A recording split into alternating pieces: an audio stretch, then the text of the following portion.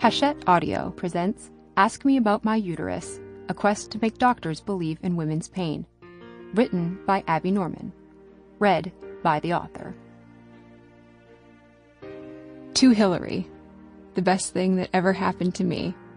And Jax, the best thing that ever happened to her. Each patient carries his own doctor inside him. Norman Cousins, Anatomy of an Illness. Author's note. It is my sincerest hope that some of what is in this audiobook will no longer be applicable by the time you hear it.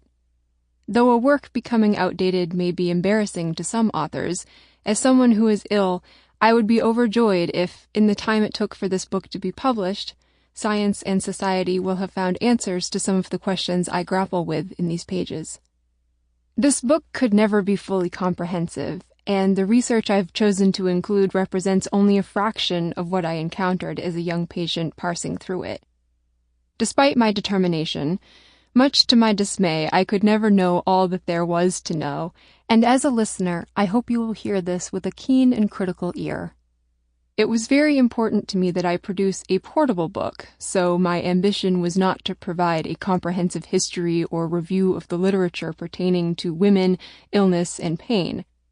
Rather, it was to provide some starting points from which you might seek to ask further questions and discover better answers. Although this book includes research and interviews, I have framed the conversation around my own experience, not because I believe I can speak for anyone else, but because it seemed important to use the platform I have been given to call out the injustices I have observed, and in some cases experienced firsthand. When debating the title for this book, I worried that it would be viewed as exclusionary to those who identify with the struggles portrayed, but who do not have a uterus.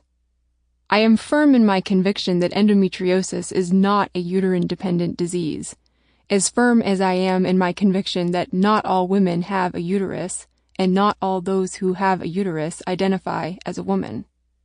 I do identify as a woman, and in telling this story I had to acknowledge what that identity meant in my journey. In the grander scheme of things, however, it should be noted that by no means is my having a uterus, for the time being anyway, a requirement for my female identity any more than it would be for anyone else. I do not wish to become a poster girl or the voice of anything depicted in this book. My experience is just one of many, and it is also one that benefited from the privilege of... Sample complete. Ready to continue?